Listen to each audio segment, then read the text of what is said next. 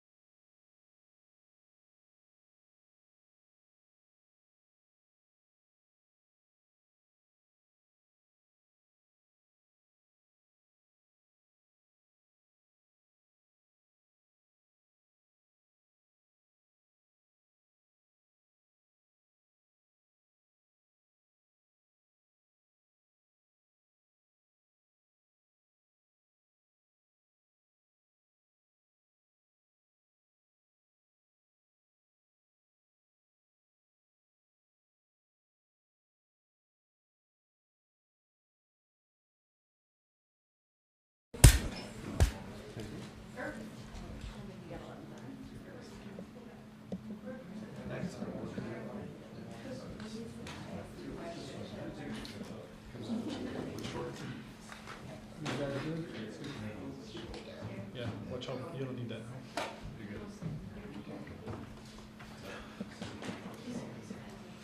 Hey everybody, sorry to keep you waiting, there's a lot going on. Today the Vice President and I'd like to talk to you about how my administration is dealing with our situation in the southwest border. Now, these actions alone that I'm going to announce today aren't going to fix our entire immigration system, but they can help us a good deal in better managing what is a difficult challenge. On my first day in office, some of you may recall who cover this area, and you cover it well, I sent Congress a comprehensive piece of legislation that would completely overhaul what has been a broken immigration system for a long time.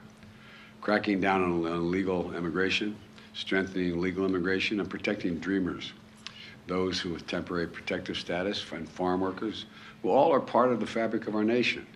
But congressional Republicans have refused to consider my comprehensive plan.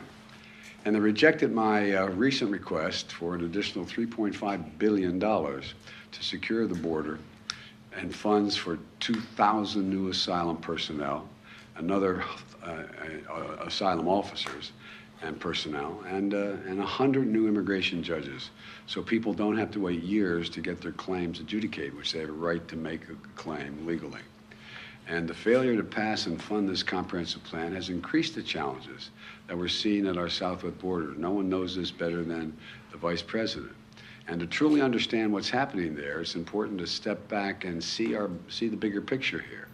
You know, I know it's hard to see, but because our politics has been so divisive, you know it's getting much better, you've all observed, but it's been so darn divisive that it clouds the picture.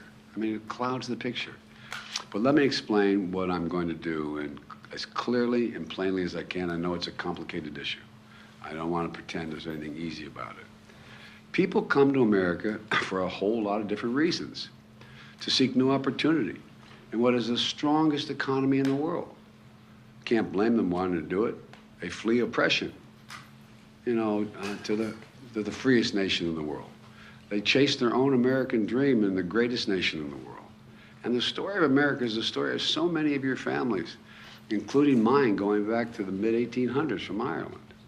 Now, there are a number of ways to immigrate to America legally under our existing laws. For example, an American citizen can sponsor an immediate family member from another country. An American company can sponsor an employee from another country. There are visas for students to study in our colleges and other special categories. And regardless of the legal pathway they process them to require everyone be involved in following the law. That's the notion. There are laws to get here legally.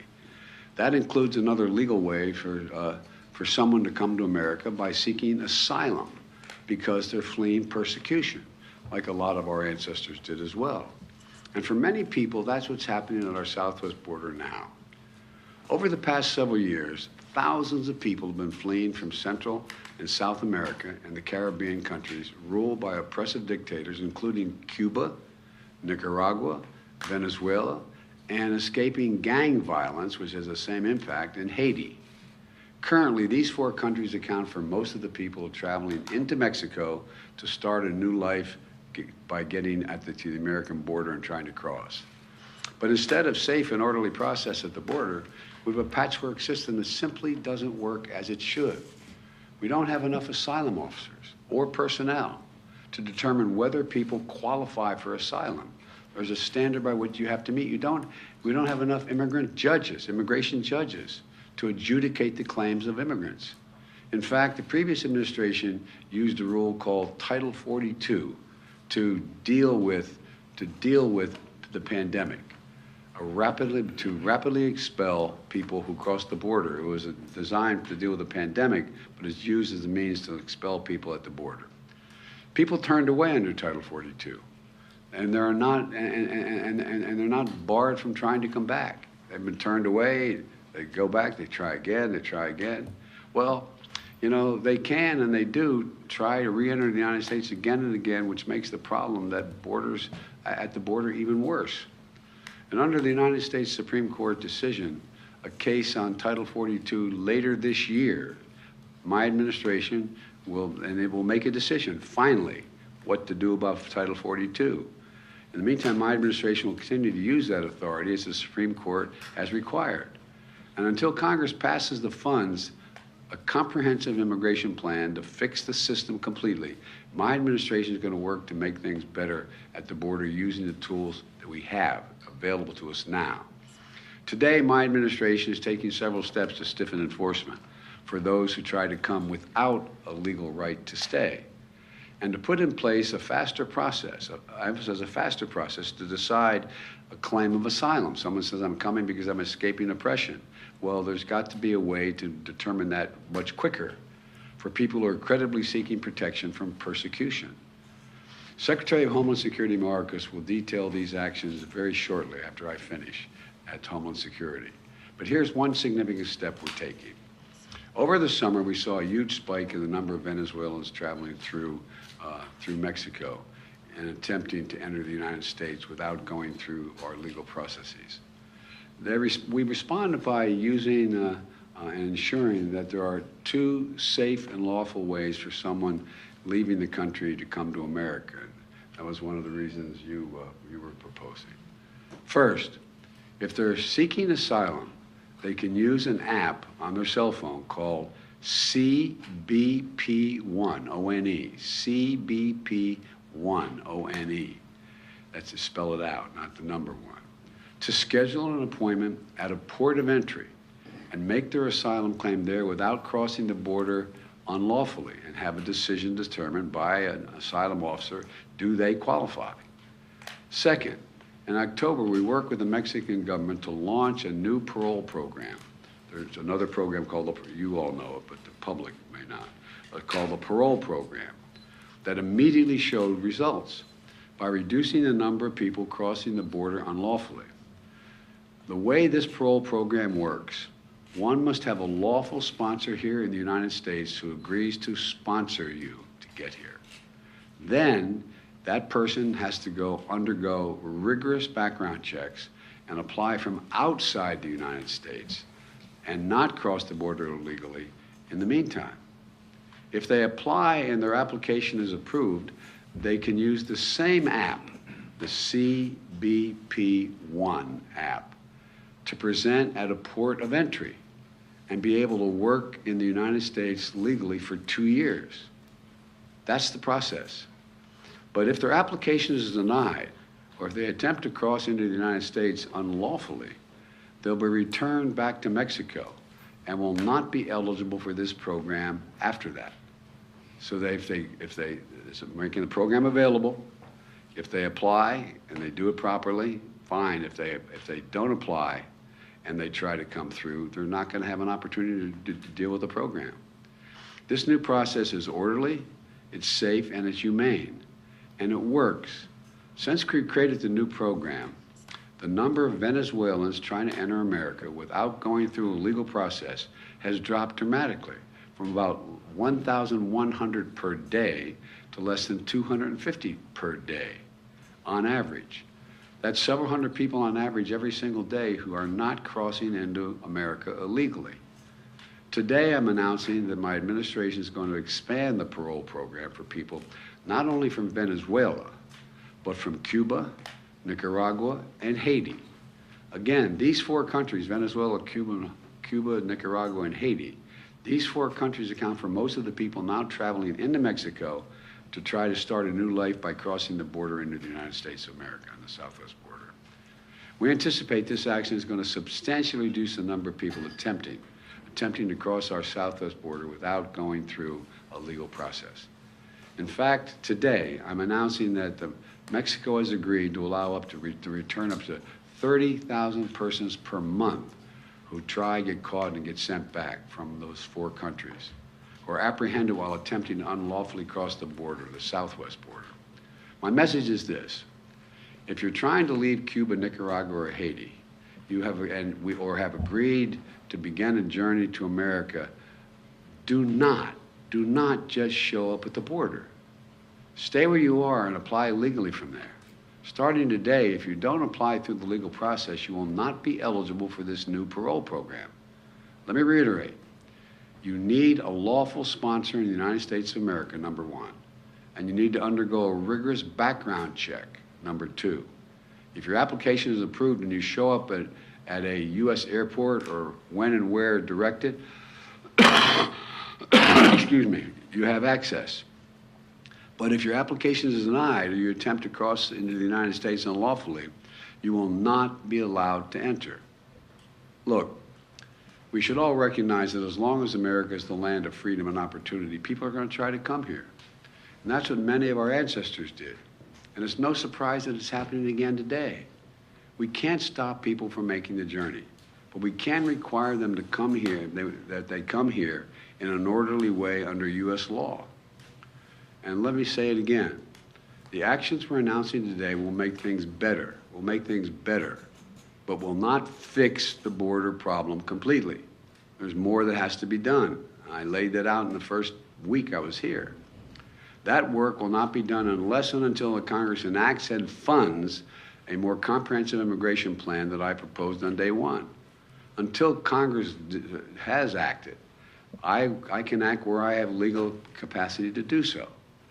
Last year, I brought together 20 leaders, many of you were there, and from the Western Hemisphere, heads of state, to stabilize the flow of immigration, to expand pathways to immigration, and to manage the border humanely. The leaders of the hemisphere built on those efforts that I led when I was vice president to expand economic assistance to nations in North Central America, so people here can improve their economic prospects at home instead of having to leave for the United States. Most people would much rather stay in the country they are if they can feed their families, be safe, send their kids to school, and have opportunity. It's not like people, you've heard me say it before, it's not like people are sitting around a table and somewhere in Central America and say, I got a great idea. Let's sell everything we have. Let's give it to a coyote, a smuggler. They'll take us on a harrowing journey for thousands of miles to get to the United States. Then we're going to legally cross the border. They're going to drop us in the desert, and we're faced where we don't speak the language. Won't that be fun? I'm not being facetious. Well, President Harris led this effort to make things better in the countries from which they are leaving. And thanks to her leadership, she's been able to generate more than $3.2 billion from the private sector to create jobs and opportunities in El Salvador, Honduras, and Guatemala. Tell people stay in their own countries, home countries, where it'll be safer and they have some opportunities. We've also set up a joint patrols and law enforcement with Mexico and Guatemala that share real-time information on locations that smugglers are using to convince migrant groups to cross illegally. That's what they're doing. They're out recruiting. They're taking all the savings or anything they have to take them on an incredibly dangerous journey. We embedded our Border Patrol officers with Mexican patrols to detect and raid human smuggling operations. This has been, thus far, there had more than 7,000 arrests of human smugglers in the last 6 months. 7,000. That's not just human smuggling at the border. We're focused on cracking down on drug smuggling, which is a serious and deadly problem, and I made a promise we would try this. My administration has allocated record funding that added hundreds of additional Border Patrol agents and installed new cutting-edge technologies you'll be able to use effectively, like an X-ray machine, detailed to be able to look through these large containers to determine what's in the container and at the border. For example, since August of last year, Customs and Border Patrol have seized more than 20,000 pounds of deadly fentanyl. That's enough to kill as many as 1,000 people in this country. 20,000 pounds of fentanyl. It's a killer. It's a flat killer. And next week I'm going to travel to Mexico, where I'm going to meet with President López Obrador. We have a big agenda that ranges from the climate crisis to economic development and other issues. But one important part of that agenda is strengthening our border between our nations. And I will visit the border myself this Sunday in El Paso to assess border enforcement operations, meet with the local officials and community leaders and the folks at the border sending me what they need that they don't have, and make it public what they conclude they need they don't have to try to convince my Republican colleagues they should do something. And I know that migration is putting a real strain on the borders and on border communities. They can't do anything but that. We're going to get these communities more support.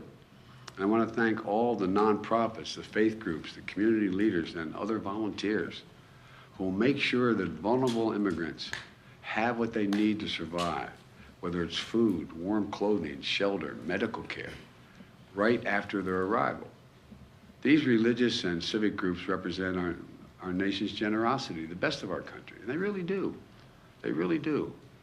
And they're a powerful rebuke to the hostility and even the hate which many people face when they arrive here legally. Let me close with this. Our problems at the border didn't arise overnight and not going to be solved overnight. It's a difficult problem. It's clear that immigration is a political issue that extreme Republicans are always going to run on. But now they have a choice. They can keep using immigration to try to score political points, or they can help solve the problem. They can help solve the problem and come together to fix the broken system. Before Congress adjourned for the holidays, some Democrats and Republicans, a few of them, got together, both sides up in the Senate, and decided they were going to put together a comprehensive plan on immigration.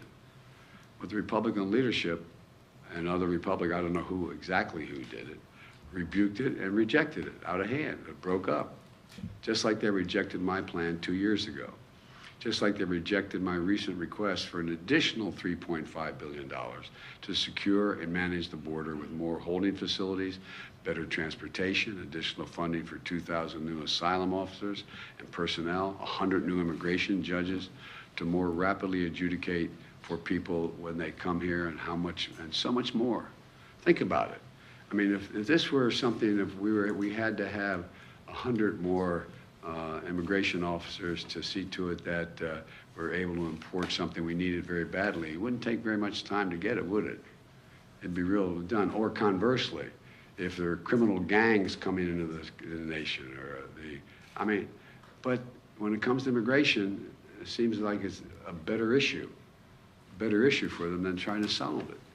Look, we need more resources to secure the border.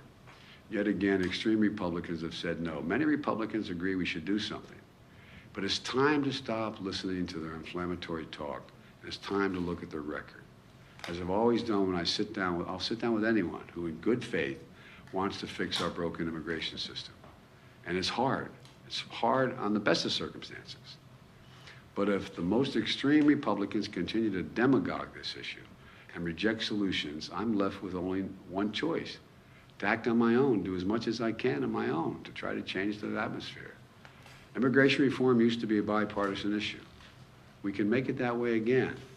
It's not only the right thing to do, it's economically the smart thing to do. That's why immigration reform is supported by everyone. Think of this now. I want to remind the public. Immigration reform is supported by the American labor movement, unions. It's supported by religious leaders. It's supported by the U.S. Chamber of Commerce. We can secure our border, fix the immigration system to be orderly, fair, safe, and humane. We can do all this while keeping lit the torch of liberty that has led generations of immigrants to America. Many of our forebears, many of yours. We can do this by remembering who we are. You've heard me say this a million times. We're the United States of America. The idea this is beyond our capacity, I just don't buy. We can do anything, and we do it together. And you've heard me say it also many times. God bless you all. May God protect our troops. I'm going to stop here, and in a few minutes, literally a few minutes, Secretary Mayorkas and I have been coordinating. He's going to be speaking in much greater detail, and we'll take questions at the Department of Homeland Security headquarters. So I want to thank you for your time, and this is going to be this is a hard one to deal with, but we have to deal with it. I mean, it's who we are. Mr. President, why that migration is a human right? Activists say that it is. What's your take? Well, I think it is a human right if your family's being persecuted, if you're being dealt with in a way. I mean, like I thought it was a human right for, Jews in Germany to be able to to escape and get help where they could. But the other side of this is there's also the people in this country have basic rights that are here, basic fundamental rights to assure that people are coming, have been checked out, they're not criminals, they're not problem, that their background checks are real. Look, if you think about it, there's not a whole lot of countries people would rather live in than here. No, I mean it sincerely.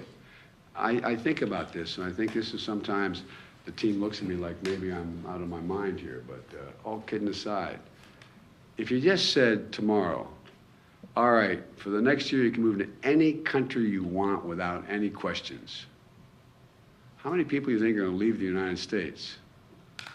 And I can name any of the 140-some countries I've been to. There's more than that. I think a lot would be willing to leave and come here. So there's a rationale. There has to be an orderly process and a rationale to it. But it is, and there's other ways we can deal with this, as I said. You may remember, I don't think you're old enough to have been doing it when I was doing it as a senator, when I came up with a proposal to have billions of dollars of funding for the Central America to keep people where they are. Remember, we were putting, and it was very, very precise. For example, if a country was in economic difficulty, and most of them are because of climate and other things, and we say, okay, well, they have a problem. Well, guess what? They don't have lighting in their town squares. They can't assure the safety of people walking the streets. Well, if their leader asked for money, we made them sign a proposal that they're going to do lighting in the town squares, what they're going to do, exactly what they're going to do. We checked it out, we put it in, and it began to work. Or hospitals. We have hospitals that don't function because they don't have the following. Well, one of the reasons people will stay is if you've improved the hospital. We were doing that. And the thing that I'm so presumptuous to say proud of the Vice President, she went beyond the United States and contributors to try to get the rest of the world to say, look, this makes sense. And she got commitments of $3.2 billion. And so there's a lot to be done. And think about it, even back in days when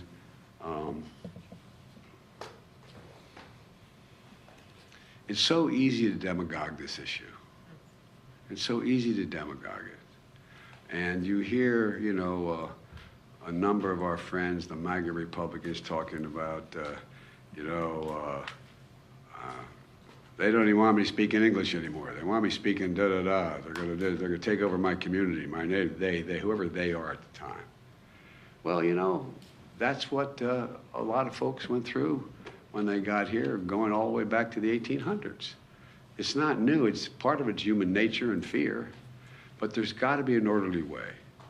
And I know we can make it much, much better. Mr. President, why did you decide that now is finally the right time to visit the southern border? Republicans have been calling on you to do this since the beginning. Because Republicans haven't been serious about this at all.